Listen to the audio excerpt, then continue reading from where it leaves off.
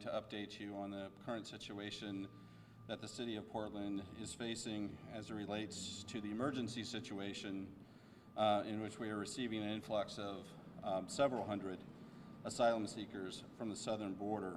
I want to thank Mayor Strimling, who is here, and he obviously will be here to say some words and also answer questions.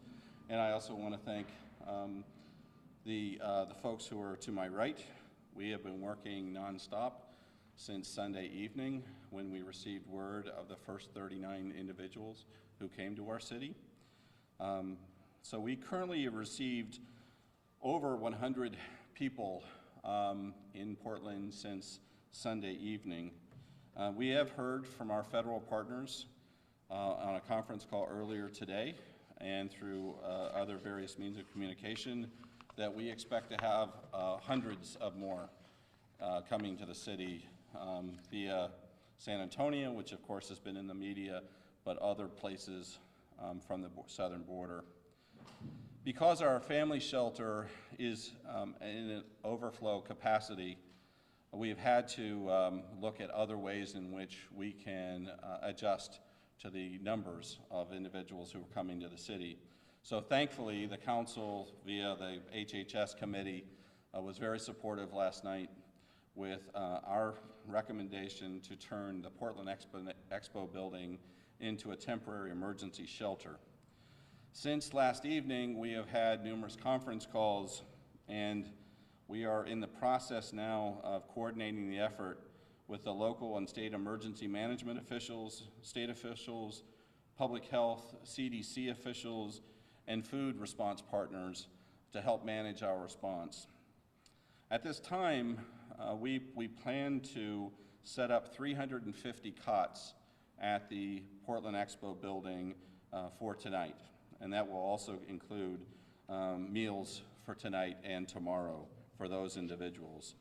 Kristen Dow, who will speak shortly, she will talk about the plan of transitioning those folks that we currently have in an overflow shelter situation into the Portland Expo building. We will certainly begin to ramp up the cots at the Expo as needed. It is estimated that we can, on average, put about 600 cots for individuals in the Expo. And that will depend upon the changing dynamics on the ground. While this is the plan that we have to cover the emergency side of the next few days, we have made arrangements to have a meeting with Governor Mills and the state and federal delegations here at City Hall on Friday, June 14th at 3 p.m. at the Merrill Rehearsal Hall to discuss the larger response effort. The governor and her staff have been incredibly supportive of what the city is experiencing at this time. They have reached out.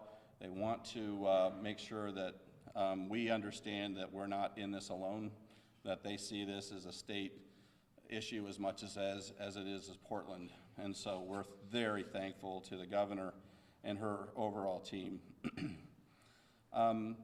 So this meeting will allow us to explore all opportunities in ways in which we can look at other partners that will give us a sense of being able to transition some of these individuals to other means of housing outside of the Portland Expo building.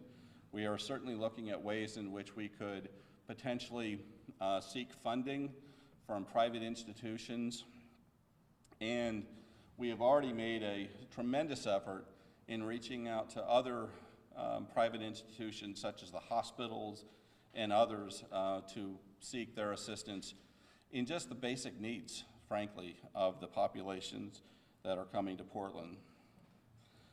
Finally, I just wanted to mention, we have heard from an enormous number of people interested in making donations to the city, and we are incredibly thankful for that interest.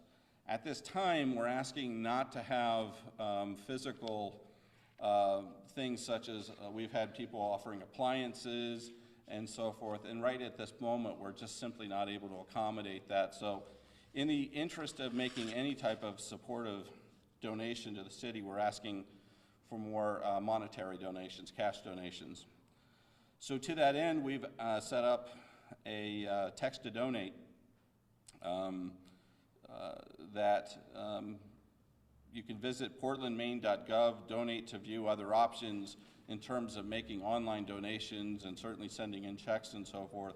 But the text to donate is simply you text the word EXPO, E-X-P-O, to 91999, and you're able to make, you'll be able to make a donation. So with that, I wanted to ask the mayor to speak, and then I wanted to ask Kristen to go through the specifics of the Expo operationally. You have her do hers first. You sure? Yeah. Okay. Kristen. Thank you. This morning, the city staff put together our own emergency operations center, and through that, we have been able to secure, as the city manager mentioned, 350 cots, which are being delivered this afternoon to the Expo through the Maine Emergency Management Agency, MEMA, and it is our intention to have this emergency shelter up and running this afternoon for shelter and food. We also are secured linens through Maine Medical Center, and the Maine CDC, which has been an incredible partner, has also opened up their own EOC for public health supplies, and they are providing public health nurses to us who will be there for intake. And we are also arranging for translators and interpreters to be there on site for people who are in need of interpreting services. So those are some basic things that we have going on right now. It's continually changing, and Preble Street has been graciously enough to provide the meals for us. We are providing them tonight. We'll have dinner and as well as breakfast.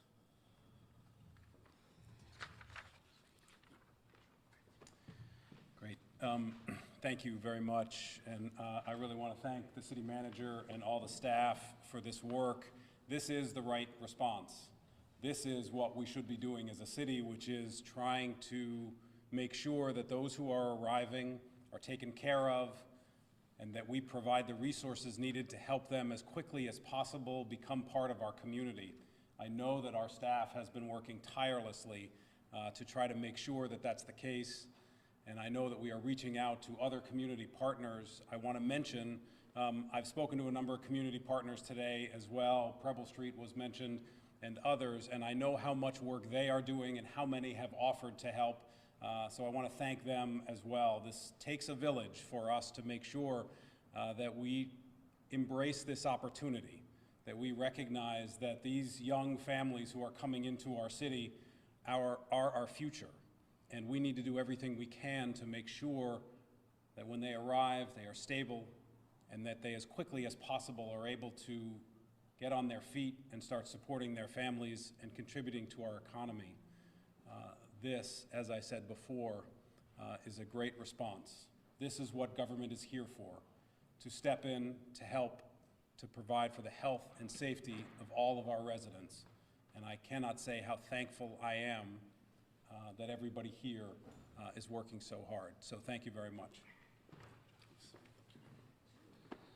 I did want to just also mention, I've asked both chiefs to be here. It is our highest priorities. Our highest priority is to make sure those individuals who are coming to our city are protected and are safe. I would highlight that there have been some unfounded rumors, specifically focusing on the health of the individuals who are transiting to Portland or who are coming into our country, which are categorically untrue. I had communication with the city manager in San Antonio this morning, where they had a press conference yesterday to beat back scurrilous rumors concerning the health of the individuals who are coming to the United States.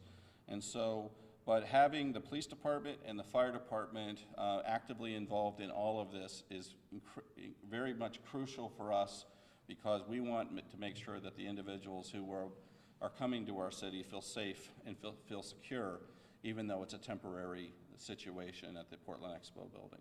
So with that, I think we'd like to answer any questions that you may have. Yes, sir. With the amount of money left in this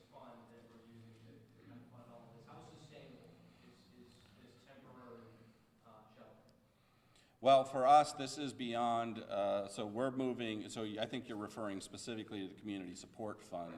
And so we're not really focused on the Community Support Fund as the emergency situation stepping up the shelter. This is really coming out of general fund money. This is, we are looking to mitigate the expense to the taxpayers of the city of Portland by having a lot of community partners, and I will say they've stepped up in an unprecedented way so far to help us. Of course, as I mentioned earlier, the governor has indicated a willingness to bring resources to the table, as are others that are looking to help us. And so we're trying to obviously lessen the impact on the city budget, but this is an emergency situation. Stepping up a shelter to address the influx of asylum seekers coming to our city is critical for us. And so it's really not a budgetary issue for me. It's something that we need to do when we are doing. Yes? Does the city keep track of asylum seekers who come here, seek asylum, and then go on to work in the workforce? And if so, do they stay in Portland, or where do they go from here? Do they stay in Maine? We do keep records, but I don't know to the extent of what you're asking, Aaron. I don't know if you have, Aaron, you.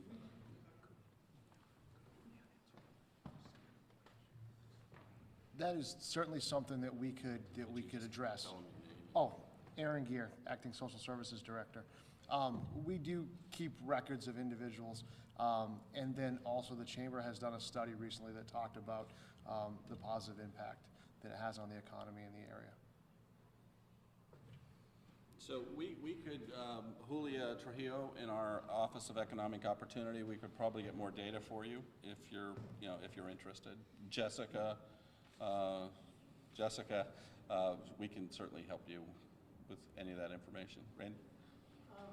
Has the state made any firm commitments in terms of resources, whether financial or supplies, that it's willing to provide to the city? And do you guys have any just rough cost estimates on how much it's going to cost per day to keep this facility open? And I'm going to tag a third on, will that expo be open 24 hours a day, or will they have to come and go?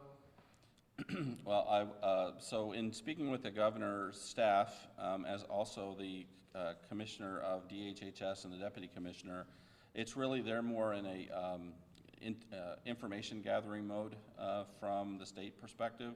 They are absolutely committed to helping us.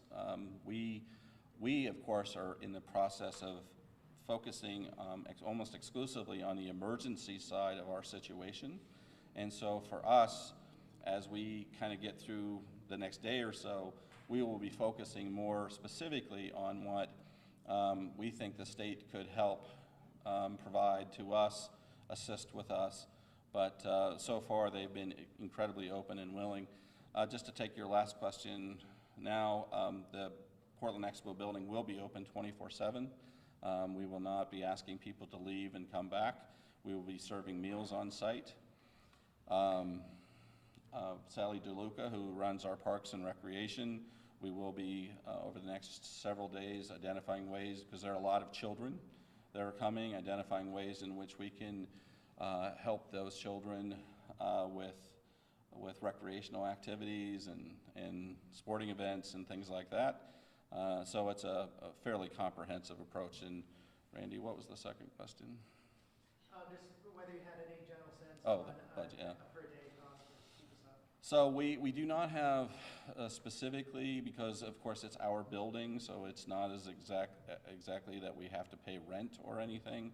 There will be staffing costs, but minimal staffing, City of Portland staff, because we have been flooded with such a wonderful degree of volunteerism from our city, and certainly our state partners through CDC and others are stepping up to help on the volunteerism side, MEMA. And so I can't give you a definite number at this time. It'll just be something that we continue to work through. Go ahead, Carol. I got in here a little bit late. I thought it started at 2 o'clock, but anyway, what was I going to ask? Oh, how many are coming, and what was I going to say? They're coming by bus. Oh, and when are they all going to arrive? So we have had, and correct me if I'm wrong, I believe it's 96. We've had 96 individuals arrive since Sunday. And we have at least 150 individuals who are coming via, so the 96 did not come via San Antonio. They came from other parts, other entry points on the border. Texas? Yeah, Texas.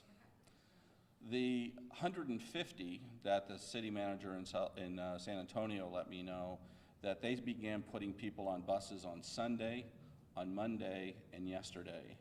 And so we're anticipating that those arrivals will be happening in today or tomorrow, as they arrive via the bus. My understanding is that Catholic Charities in San Antonio is supporting the effort to pay for bus tickets, and so that is the way they're transiting here to Portland. Now that's the San Antonio piece of it. As I said earlier, the 90 plus that we already have are from different points of entry. Are there likely to be more beyond that 250? I do believe so. I do believe that we do not know. This is a fluid situation. I do believe that there will be more, and potentially many more, based upon the information that we're receiving from our federal partners, the intelligence that they've been able to gather. Also, in speaking with the city manager in San Antonio, he told me that there are about 1,500 to 2,000 individual African migrants that have come to the border seeking asylum, and that if Customs and Border Protection continues with the policy of releasing folks into the United States, then we would anticipate a percentage of those individuals coming to Portland based upon the data that we're seeing just from our own experience. And do you have an idea of the country of origin of these folks? Yes, most are coming from the Congo and Angola. So. They're coming from countries where there's a small but established community in Portland already. It's actually one of the things that that the city manager in San Antonio mentioned to me, that many of these families are traveling in packs because they know one another and they know someone in the United States. And that's one of the reasons why folks are coming to Portland, Maine, is that there is an established community here and that they know folks who are already here. So. Don't they speak English? It's one of the issues in which we, as Kristen just mentioned, we have interpreters in French, Lingala, and Portuguese. So, yes, back there. I have two questions, if I could. Was the arrival of these families on Sunday something that was unexpected? And I know you mentioned an intake process. Do you mind walking us through a little bit of what these families will experience as they get over to the Expo Center? It was completely unexpected, to be honest with you. I received a message on Monday morning early that we had 39 individuals who arrived, and at the same time, I received an email from the city manager in San Antonio. So it was completely unexpected. Jeff Tardif. Oh, can you speak? Okay. So in terms of the intake process. For the intake process, once they get to the Expo Center, we are moving all of our family shelter operations for intake over to the Expo Center. So it'll just be a one area. People will come in, they'll meet with the shelter staff and fill out the appropriate paperwork, but there will also be interpreters on site, as well as Maine CDC public health nurses in case there's any medical needs that need to be met. This is not the first time, is it, that seems like that someone from Texas has notified Portland that shipping people off? Yeah, no, it's not the first time, but the numbers are unprecedented. We certainly have not seen this level, this level of individuals coming to Portland before. We have certainly seen other periods of influx coming to the city, but this is unprecedented. Who have you been talking to at the federal level, and on what information are they basing So I've been communicating, I'm sure the mayor has as well, with our federal delegation, Senators Collins and King, and Congresswoman Pingree's office, to keep them up to date on what is actually transpiring on the scene here in Portland.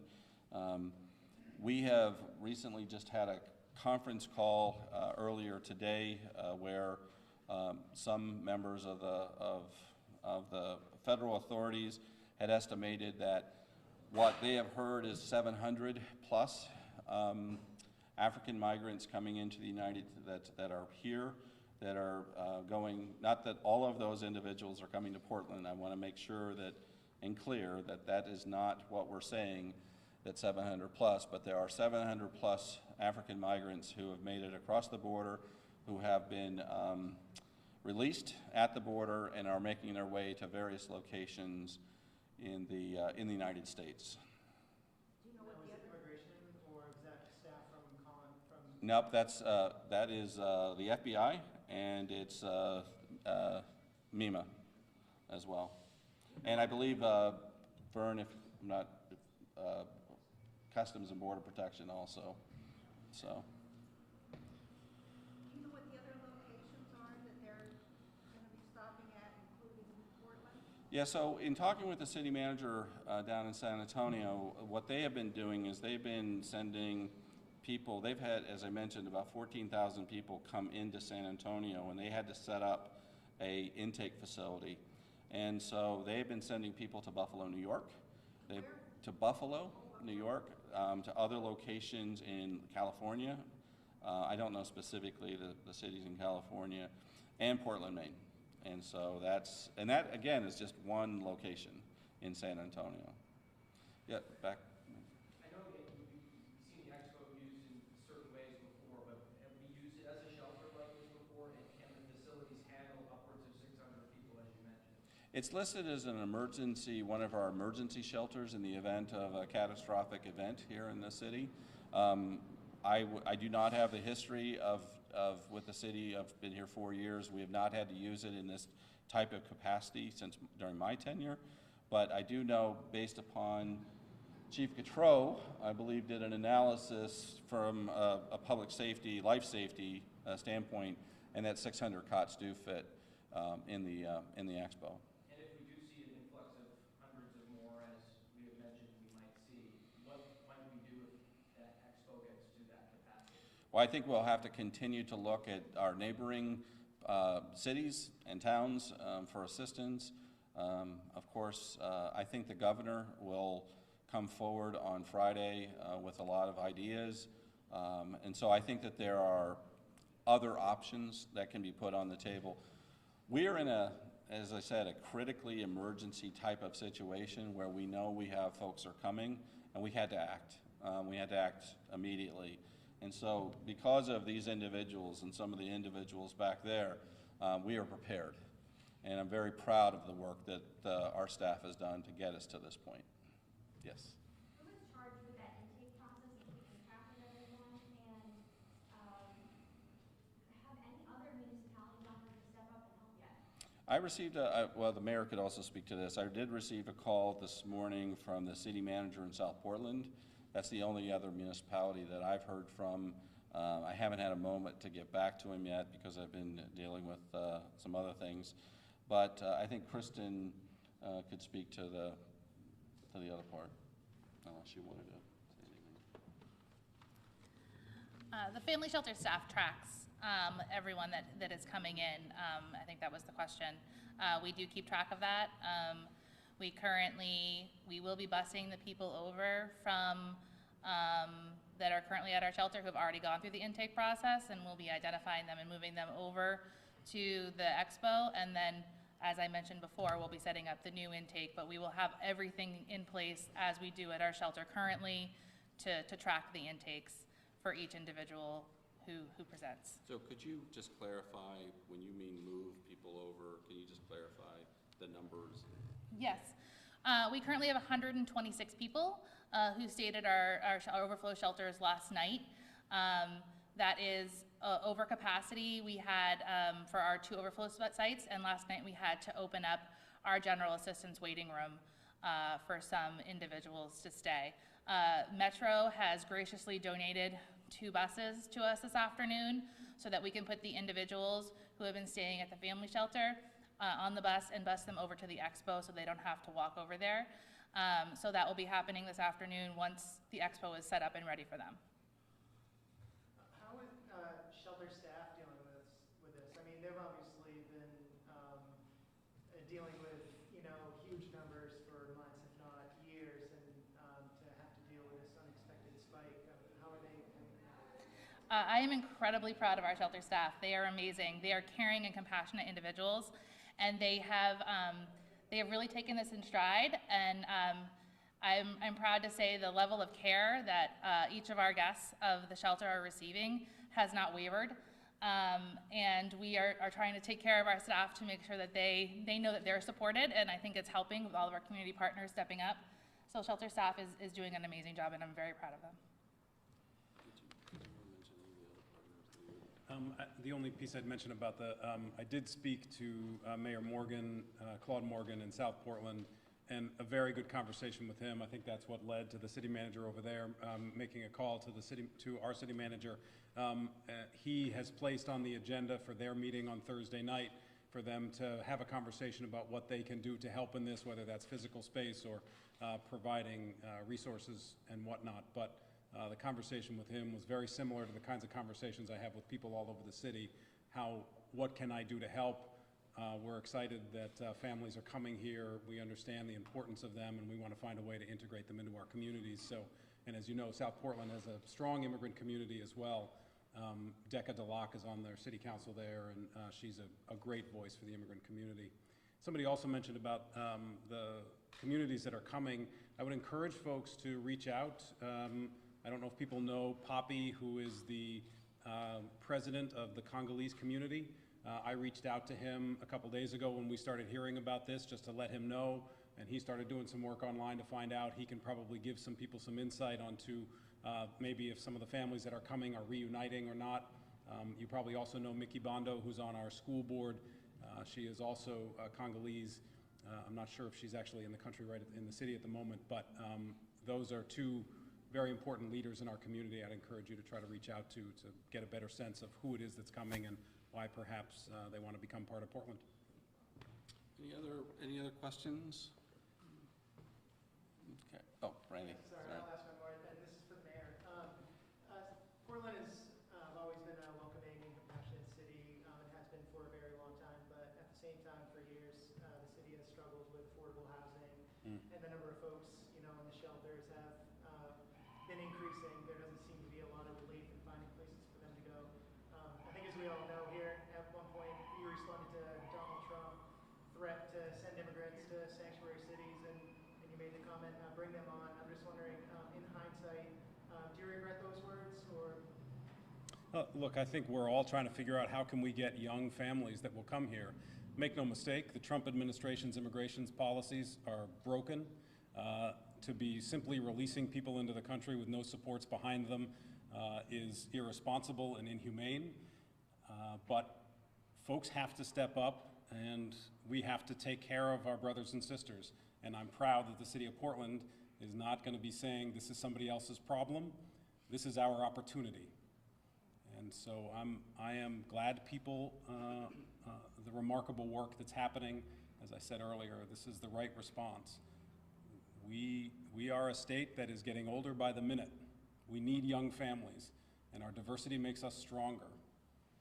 And if you look at economies around the United States, the economies that are growing the strongest are the ones that are the most dynamic, and that's where immigrants are arriving and building those communities. That's something for us to celebrate. So I welcome folks who are coming here, and I'm very, very appreciative of the response that we are putting in place to make sure that folks feel welcome and become integrated as quickly as possible. If there are no other questions, we promise we'll continue to update you as we literally, as was reported in the Portland Press Herald during the meeting last night of the HHS committee, we saw those numbers go up literally in the course of 3.5 hours. So this is an ever-changing set of circumstances, and we will definitely keep you apprised of not only the numbers, but the situation that's happening in the shelter.